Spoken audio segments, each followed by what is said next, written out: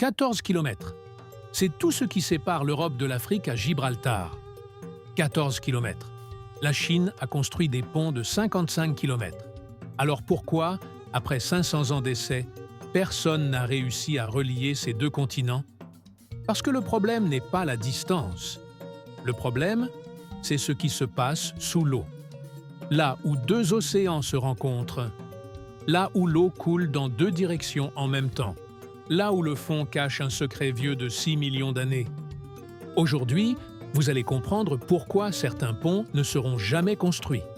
Imaginez que vous êtes sur la côte espagnole, à Tarifa. Vous voyez distinctement les maisons blanches de Tanger au Maroc. Elles semblent si proches que vous pourriez presque les toucher. Mais pendant que vous regardez l'horizon, des centaines de chauffeurs de poids lourds attendent dans le port d'Algeciras. Certains attendent depuis 2 jours pour traverser 14 km d'eau. La logistique de 2 continents ressemble aujourd'hui à une horloge cassée. Des camions chargés de légumes africains et d'électronique européenne s'immobilisent devant 14 km d'eau, transformant un trajet court en marathon épuisant. Chaque heure d'attente brûle des milliers de litres de carburant et des millions d'euros. Un pont pourrait transformer ce chaos en autoroute fluide à 120 km/h. La course pour conquérir Gibraltar a commencé au XVe siècle. Les ingénieurs, armés de leur premier plan, tentaient de convaincre les monarques que c'était possible. Au milieu du XXe siècle, l'Espagne et le Maroc sont passés des mots aux actes. Ils ont créé des groupes de travail, envoyé des navires de recherche, commencé à forer les premiers puits d'exploration. Les politiciens se préparaient au lancement officiel de la construction. Mais dès que la foreuse a touché le fond, l'enthousiasme s'est transformé en inquiétude. Les machines tombaient en panne. Les données montraient des chiffres qui ne correspondaient à aucun manuel de construction. Vous pensez que le problème, c'est l'argent? Les investisseurs sont prêts à signer des chèques de n'importe quel montant. Mais après 500 ans, aucun architecte n'a osé apposer sa signature sous un projet final. Pour comprendre pourquoi Gibraltar est différent, regardons d'abord ce que nous avons réussi ailleurs. Le pont Akashi-Kaikyo au Japon, 3,9 km. Le plus long pont suspendu du monde. Il traverse le détroit d'Akashi, reliant l'île de Honshu à celle d'Awaji. Chef-d'œuvre d'ingénierie. Résiste aux typhons et aux tremblements de terre. Le pont Hong Kong-Zhuhai-Macao, 55 km au total. Combinaison de ponts et de tunnels sous-marins. Le plus long système de ponts maritimes du monde. Construction, 9 ans. Coût, 20 milliards de dollars. Le pont du Grand Belt au Danemark, 6,8 km. Relie les îles de Fioni et de Sealand. Le tunnel sous la Manche, 50 km sous la mer. Relie la France et l'Angleterre. Des millions de passagers chaque année. Alors pourquoi 14 km à Gibraltar sont impossibles? Comparons les conditions. Le pont Akashi-Kaikyo au Japon. Profondeur maximale sous les piliers, 110 mètres. Courant, modéré et prévisible. Sol, roche stable. Gibraltar, profondeur maximale, 900 mètres, plus de 8 fois celle d'Akashi. Courant, extrême et chaotique. Sol, instable, glaise molle sur des centaines de mètres. Le tunnel sous la Manche, profondeur sous le fond marin, 40 mètres. Roche, craie tendre et homogène, facile à creuser. Géologie, stable, pas de plaques tectoniques actives. Gibraltar, roche, hétérogène. Change tous les 100 mètres. Plaques tectoniques, en collision active. Tremblement de terre, fréquent et puissant. Tous les ponts que nous avons construits avaient des conditions favorables. Gibraltar n'en a aucune. Mais qu'est-ce qui rend exactement Gibraltar si spécial? Pour le comprendre, il faut regarder sous la surface. Pour comprendre l'ampleur du problème, imaginez Gibraltar non pas comme un détroit ordinaire, mais comme un lieu de collision permanente entre deux géants aquatiques. Ici se rencontrent les eaux froides de l'océan Atlantique et les eaux très salées et lourdes de la mer Méditerranée. À cause de la différence de densité, elles ne peuvent pas simplement se mélanger. L'eau salée lourde de la Méditerranée cherche à couler vers le fond et à s'écouler vers l'océan. Pendant ce temps, l'eau légère de l'Atlantique se précipite en surface dans la direction opposée, vers la Méditerranée. Résultat, au même endroit du détroit, l'eau coule simultanément dans deux directions opposées. La couche supérieure, épaisse de plusieurs centaines de mètres, fonce dans une direction. La couche inférieure fonce dans l'autre. Ce phénomène crée une charge monstrueuse sur toute structure verticale. Imaginez que vous plongez un long pilier d'acier dans l'eau. Sa partie supérieure sera tirée avec une force énorme vers l'est. Sa partie inférieure sera tirée vers l'ouest. C'est comme si deux mains invisibles essayaient constamment de déchirer ou de tordre la structure géante dans des directions opposées. La vitesse de ces courants atteint 4 mètres par seconde. Pour l'eau, c'est énorme. Des tonnes de liquide pressant les piliers avec une telle puissance que le béton ordinaire commencerait à se détruire en quelques mois. Mais le détail le plus effrayant est caché plus profondément. Complètement invisible depuis un navire. À Gibraltar existe ce qu'on appelle des vagues internes. Elles naissent précisément à la jonction de deux couches d'eau de densité différentes. À la surface, il peut y avoir un calme plat. Mais à 300 mètres de profondeur, se soulèvent des montagnes d'eau de plus de 100 mètres de haut. Ces géants sous-marins se déplacent sous l'épaisseur de l'océan, portant en eux une énergie colossale. Quand une telle vague invisible frappe le pilier d'un pont, la force de l'impact est comparable à celle d'un train de plusieurs tonnes lancé à pleine vitesse. Ces vagues internes sont si puissantes qu'elles peuvent projeter des sous-marins de plusieurs tonnes de haut en bas sur des dizaines de mètres, les déviant de leur trajectoire. Ces vagues surgissent à cause des irrégularités du fond, transformant l'espace entre les rives en zone de coups hydrauliques permanents. La complexité de la situation s'ajoute au fait que ces processus sont absolument imprévisibles. Les instruments de recherche installés par les scientifiques disparaissaient souvent ou revenaient cassés. Sur certaines sections du fond ont été découvertes des rainures profondes creusées par de puissants courants qui déplacent d'énormes rochers comme de simples galets. Mais ces courants ne sont que le début des problèmes. L'impasse réelle pour les constructeurs est apparue quand ils ont étudié le relief même de la gorge sous-marine.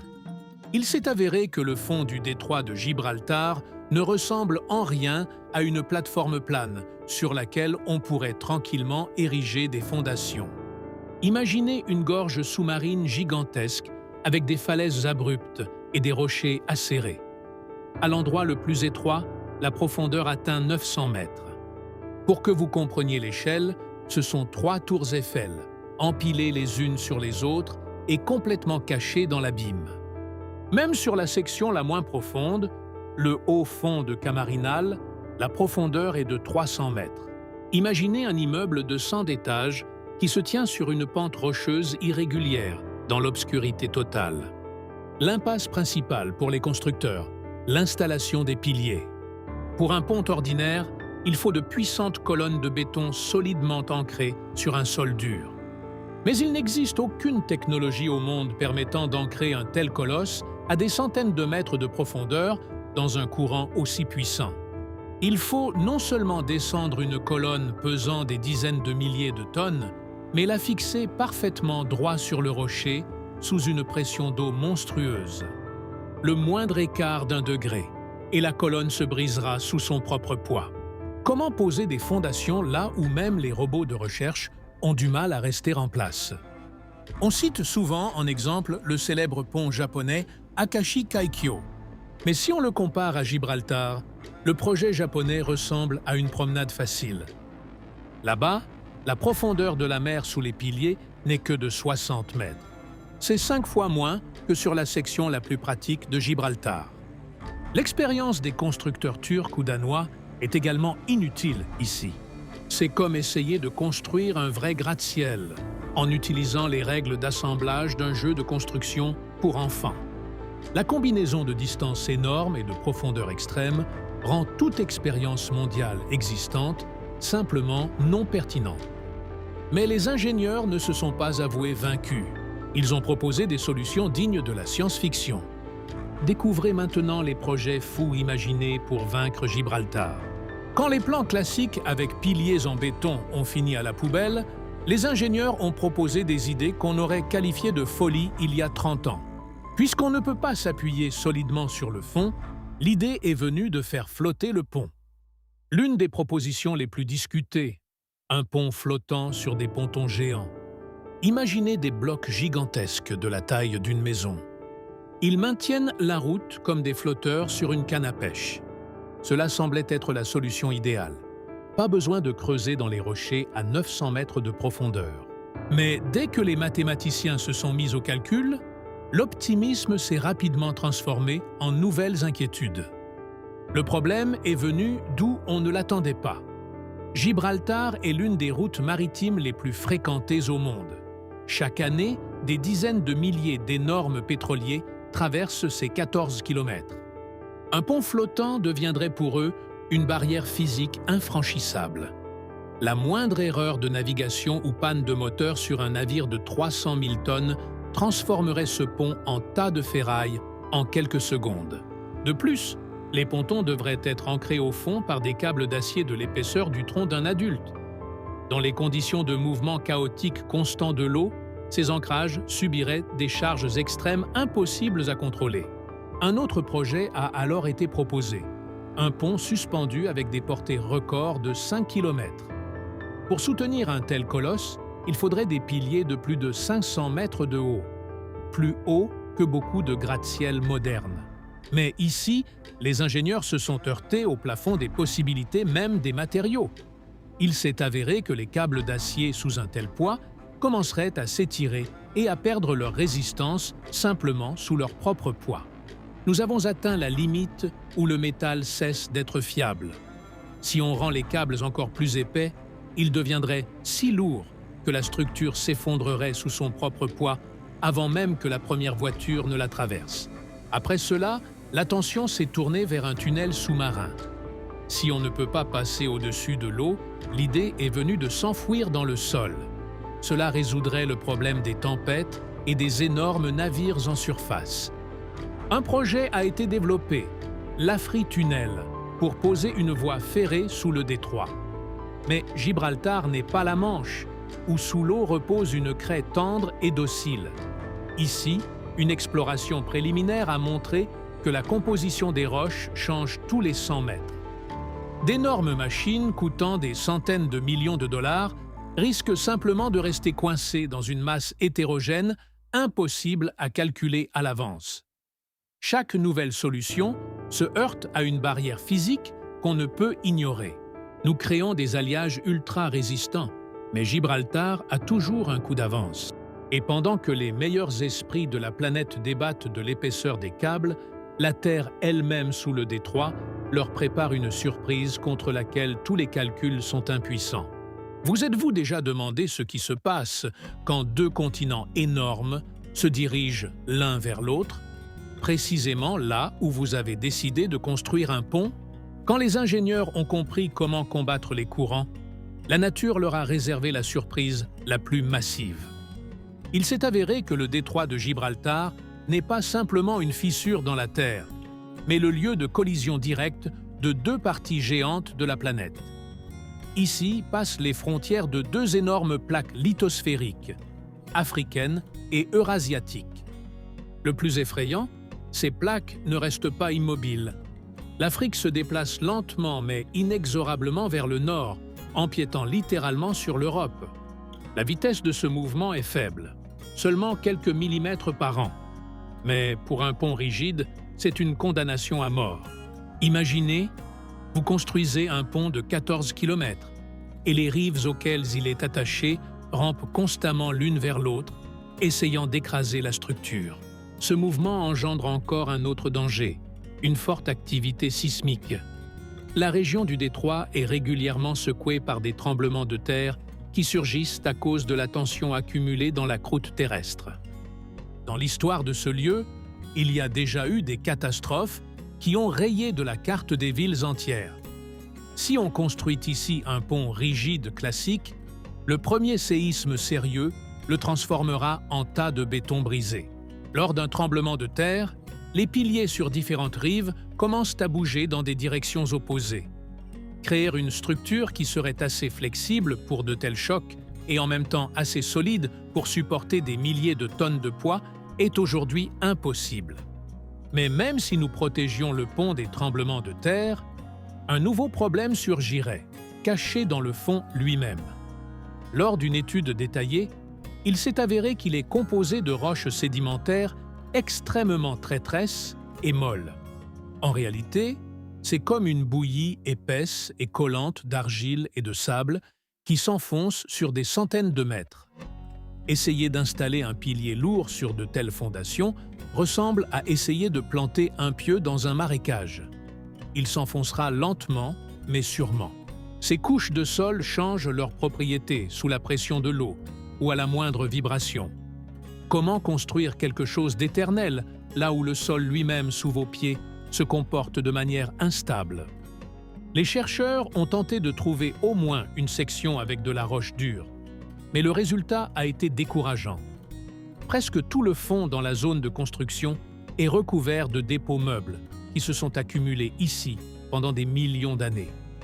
Mais d'où vient autant de roches molles dans le détroit? La cause de cette anomalie est cachée dans le passé profond.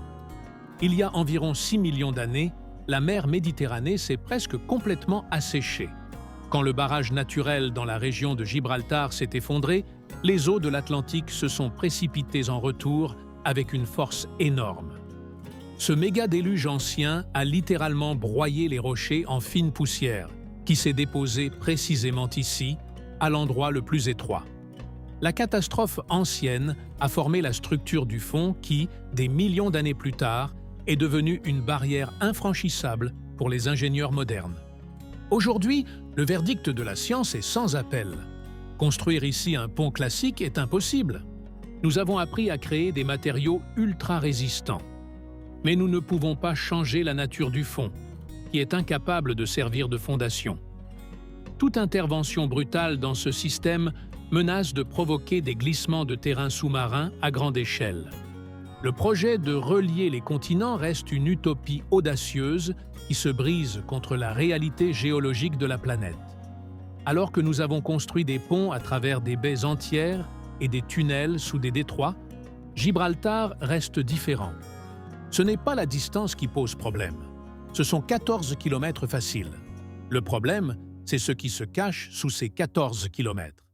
Deux océans qui se battent, 900 mètres de profondeur, des vagues internes de 100 mètres, des plaques tectoniques en collision et un sol formé par un déluge vieux de 6 millions d'années. Gibraltar reste un lieu où les éléments dictent leurs règles, rappelant à l'homme les limites de ses possibilités. Peut-être qu'un jour, dans 50 ou 100 ans, nous inventerons des matériaux et des technologies qui permettront de vaincre Gibraltar. Mais aujourd'hui, ce détroit de 14 km reste une frontière que l'humanité ne peut pas franchir. Si vous aimez les histoires où la nature lance un défi aux projets les plus ambitieux de l'humanité, suivez-nous. Ici, nous décortiquons les énigmes de la planète qui mettent en échec les meilleurs ingénieurs du monde depuis des décennies.